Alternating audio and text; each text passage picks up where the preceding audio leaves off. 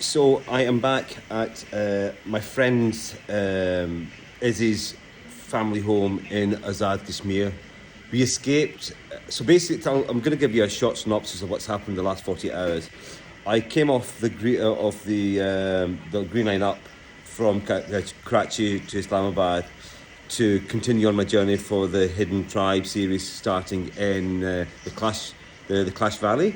So I had organised, Izzy had organised a couple of his cousins to come and pick me up and take me up, bless them. And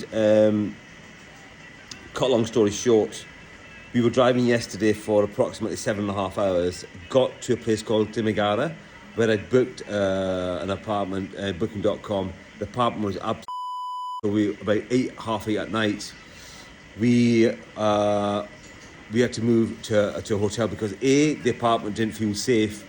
I'll tell you why I didn't feel safe. On the last exit, because there's an entrance to that area, the Pashtun area, the Khyber area, and I got stopped at a checkpoint, the military checkpoint. So they checked out everything. They had spent about 15-20 minutes verifying everything else, and that was fine. It was their duty to do that. And then so that was entering this district, and as we were leaving the district, a police officer pulled us over at another checkpoint. Well, he was corrupt. I'll tell you why he was corrupt. He had taken photographs of the van. He took photographs of my passport, my ID card, the whole lot. As soon as we left, they were trying to get a bribe off us, but again, refused to pay it. And then we headed off. And once we started driving off, Hasib's phone started to ring. And Hasib's like, "Who's this?" So he picked the phone up and said, "Who is this?" And he's like, "Oh, I'm a police officer. I need to know your whereabouts. I need to understand where you're going, what you're doing, and what time are you going to get to your hotel, and give me the name of your hotel." And Hasib's like, "I don't know what you're talking about." And he put the phone on. And I was driving, and the traffic was really precarious. So I put the phone to. I couldn't understand what he was saying. He was speaking a bit of Pashtun, a bit of Urdu, and he was asking me if I can speak Pashtun. I says, "Mate, I don't know what you're talking about. I can't speak Pashtun." So Majid picked up the phone and he was speaking to Majid. And Majid was wise to this, and he clocked on really quickly, saying he didn't divulge any information. They kept asking him, "I need to know where you're going. I need to know your accommodation. I need to know where you're staying." Bless him, Majid never gave any information, and eventually he hung up. But this happened yesterday. Getting there for about how much? 10 times, 12 times the phone call happened? Yeah. About 12 times the phone rang consistently, demanding. He was pretending they were police officers. It was 4 separate telephone numbers he was ringing from. They were desperate to get a hold of us on the location where we were staying. Thank God, by the grace of God, we had the mindset, to move from the very precarious, dodgy place. I did some research, and Izzy's family member said this was probably the most notorious area for burglaries, robberies, kidnapping. It's a very lawless area. That is, it's almost bordering on Afghanistan. That's how. I mean, I'm not saying because it's because of that, but I'm just saying it's a very lawless area. It's a mountainous region, very lawless. Everything seemed edgy there. Do you know what I mean? And then we were got to the hotel, the Apple Hotel in Timergara, and off we went to bed, and I couldn't sleep.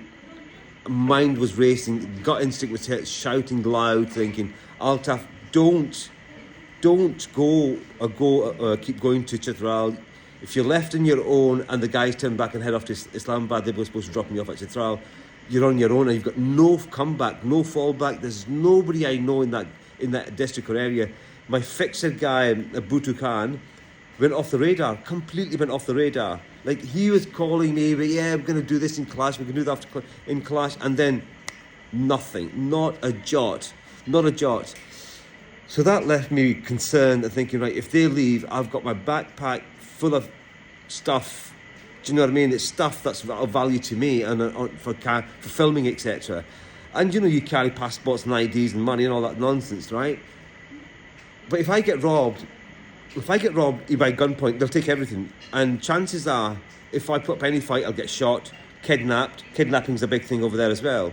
So best case scenario would have been a robbery or kidnapping, and the worst case scenario would have been shot dead, right? I'm not exaggerating, genuinely, I'm not exaggerating. And then, so I messaged my friend JP, and I says, look, this is my stuff that's going in my head. And she's like, listen, this is above me at the moment. I would say turn back. If your gut is telling you to turn back, but speak to Izzy. So I spoke to Izzy, and he's like, mate, if this is what is happening now, you guys need to get up 8 o'clock in the morning and leave ASAP, because these guys will not leave you alone.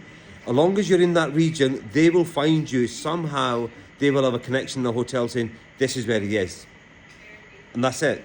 Literally in the night, they'll come with guns and they'll take everything. So we made the decision, collectively we made the decision, the best thing to do was all three of us leave first thing, 8 o'clock, get the hell out of there ASAP. So that's what we did.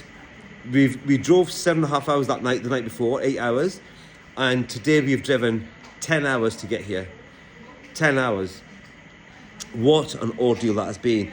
And as we were trying to exit the last checkpoint, we got pulled over. And the guy wanted 3,000 rupees as a bribe.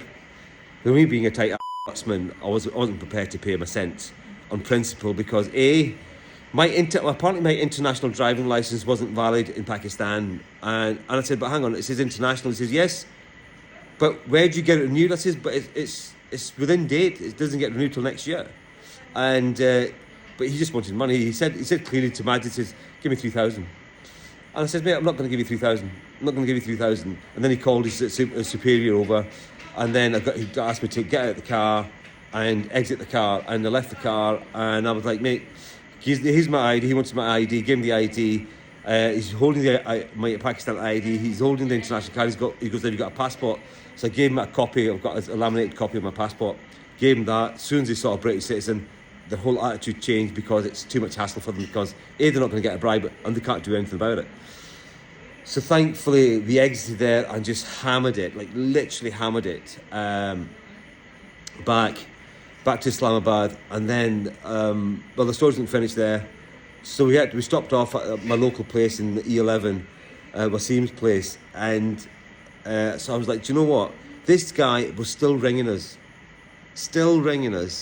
demanding, and this time he was threatening. He was going to arrest us and all that nonsense, you know. And so I got sick of this. I thought, right, let's just imagine. So we recorded all this, by the way. So it's coming out in video. I'm going to put it onto YouTube. If you haven't subscribed to the channel, please do so, because I'll really appreciate it. You'll help me to grow the channel. So I phoned him. So this is all on camera. And I've got a bit of Punjabi in me, right? And Punjabi people, all my Punjabi brothers and sisters will know, ਸਾਡੇ ਵਿੱਚ ਗੁੱਸਾ ਹੈਗਾ both. So we don't show it, but it's inside us, right? We don't show our anger, but it's inside us. Punjabi and Scotsman, really bad combination. We're angry inside and out most of the time. Well, I let it rip with this guy. I tell you one thing, he hasn't phoned us back. I will put an end to that. And then, honestly, I cannot thank Izzy enough for letting me have respite in this place. We're high up in the mountains. We're in the safety of Jammu Kashmir. Jammu Kashmir Zindabad. That's what I would say. Honestly, I can't. If anybody who's thinking about coming to Kashmir, please do so. It is mind-blowingly beautiful. Like, I live in Scotland, and I've seen the west coast of Scotland. It's as beautiful as the west coast of Scotland. The people are amazing. The culture is fantastic. It's clean air. It's beautiful here, absolutely beautiful. I'm going to have a respite for a couple of days. I'm actually going to go and film where the bombings were in Kotley, and let's see if I can tell you the real story of what's happened with the shelling in Pakistan. Until then, I bid you good night, and I'm going to take some rest now. Arrivederci.